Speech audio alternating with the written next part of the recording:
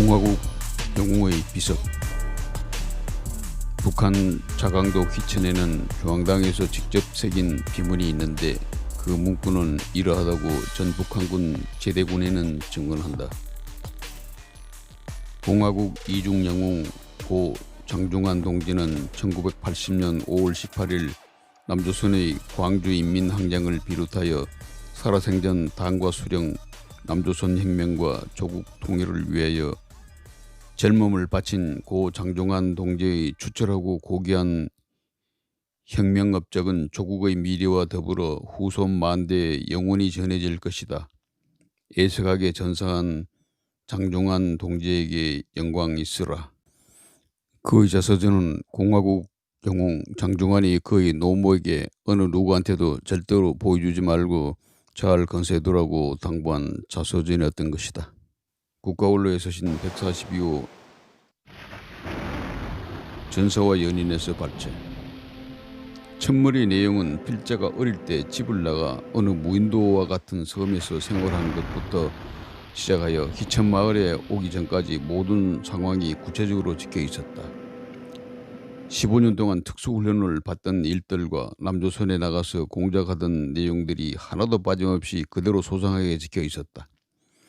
국군 출신으로 포로가 되었던 아버지에 관한 내용과 공작 대상인 남조선에 남아있던 아버님 친척들 이름을 비롯해서 자기가 접촉한 사람들이 개별적으로 빼꼼하게 적혀 있었다. 특수임무를 띈 난파 공작 시 북한에서는 누구나 친히 알고 있는 문익환을 만나 김일성의 친서를 전달하자 그는 감격의 눈물을 흘리면서 생의 마감까지 수령님께 목숨을 바쳐 충성을 다하겠다고 맹세를 했다고 기록되어 있었으며, 특히 1980년 5월 달에 있은 남조선의 광주인민항쟁 전후 배경에 대해서는 상당히 심층적으로 기술되어 있었다. 무엇보다도 80년 5월 21일 08시 장중환은 24단 계엄군이 광주 톨게이트를 통과한다는 통신정보를 사전에 입수하고 300명의 전사들을 진두지휘했다. 총기를 사용하면 안 되었다. 철저히 대학생 등 시민군으로 위장되어야 하기 때문이었다. 막대기 하나로도 얼마든지 십수명은 제압할 수 있는 특수훈련을 받았기 때문에 집차 14대를 탈취하는 건 식은 죽 먹기였다. 탈취한 사단장 1호 차를 선두로 아시아 자동차 공장으로 달려가니 그들은 장갑차 4대와 군용 트럭 374대를 즉각 내주었으며 이들은 곧바로 이 차량들을 이용해 전남도원에 44개의 무기고를 털었다. 장중환이 이중 영웅 칭호를 받기에 충분한 전과를 거둔 것이다. 당시 대학생들은 광주 전남 지역에는 얼씬도 하지 못했다. 5.18 고려대 선배인 동아일보 기자의 권유로 함께 광주에 내려간 고대신문 기자였던 이병헌은 광주에 도착하자마자 고향 장성에게 소식을 들은 부모들이 아들이 계엄군에 잡힐까봐 데리고 가버렸다. 장중환의 기술은 계속된다. 남조선의 전라남도 광주는 해방 전부터 인민들의 애국심과 혁명적인 열기가 다른 곳에 비하여 특별했고 사회주의와 공산주의의 이념에 대한 의식도 대단히 강하다는 것을 5.18이 시작되기 전부터 첫눈에 알 수 있었다. 그들의 머릿속에 잠재해 있는 혁명적인 사고방식은 5.18 사건이 시작될 수 있는 충분한 원천이었고 원동력이라고 말해도 과언이 아니었다.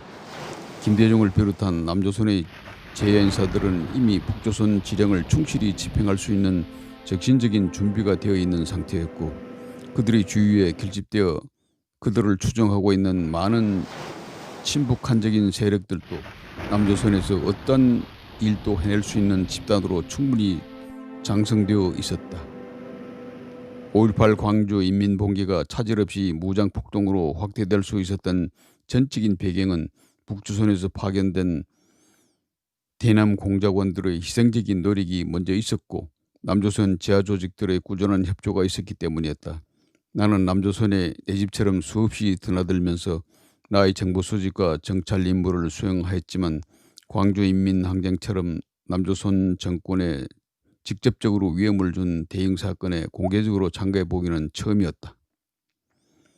새벽 첫달기 울 때까지 어머니는 주무시지도 않으시고 죽은 아들의 목소리라도 들으시는 듯 주름 잡힌 눈매에 맺힌 눈물을 손등으로 훔치셨다. 전사는 가버리고 연희는 이후 정략 결혼을 했지만 그 남편 또한 정쟁의 희생물로 동성애에 의해 무참히 처형되었다. 탈북자들의 증언을 중심으로 재구성한 전사와 연인의 실화입니다. 국가 원로의 서신 142호 발췌. 그 사람은 5.18 광주의 영웅이었다. 도끼와 나설던 80명의 공병대대를 맨주먹으로 대적한 북한 특수군 출신 공화국 이중 영웅이었다. 싸움 도중 잠시 방심한 사이 뒤편의 도끼 기습 공격으로 어머니 칠순잔치 마당에서 끝내 사망한다. 전날에 있은 평양 사저와 80대 1의 싸움에서 21명의 목숨을 잃은 대대에는 아침부터 긴장감이 돌았다.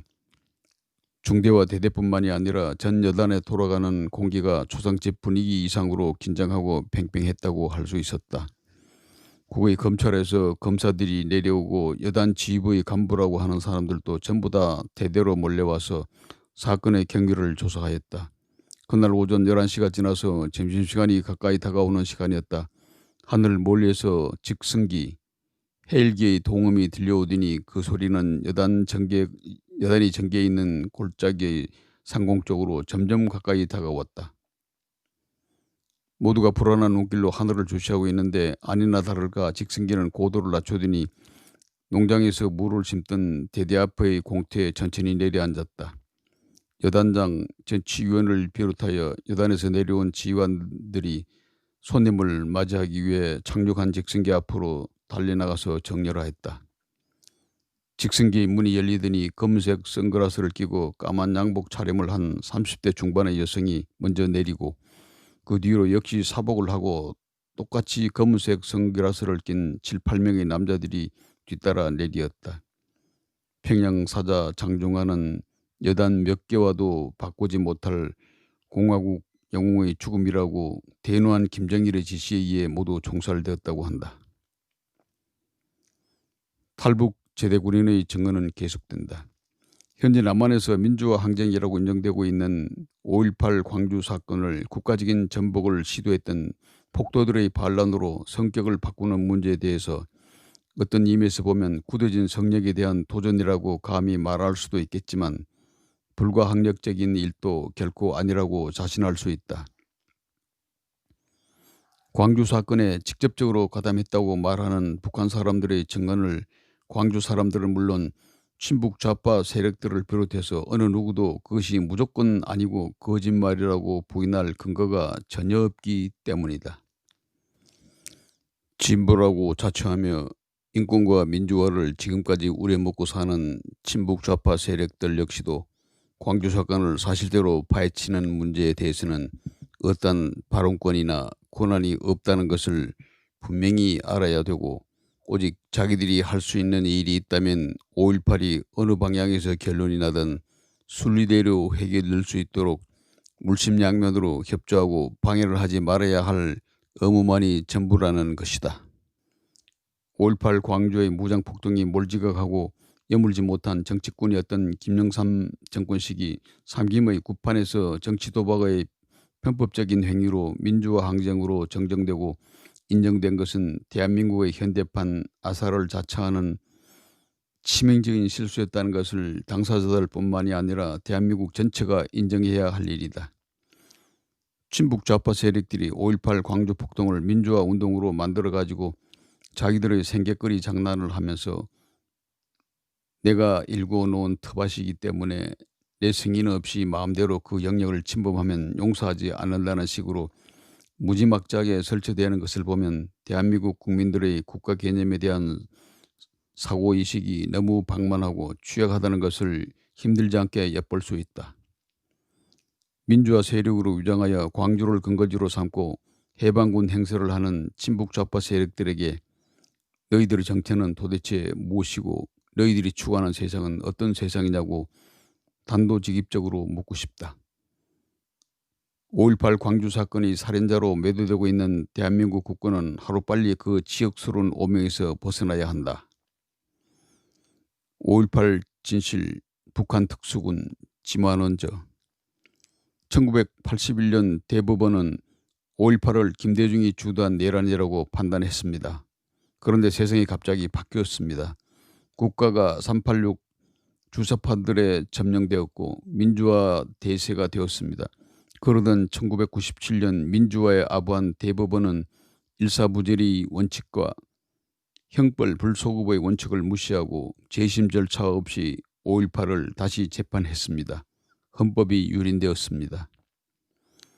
5.18이 전두환의 내란으로 뒤바뀌었습니다.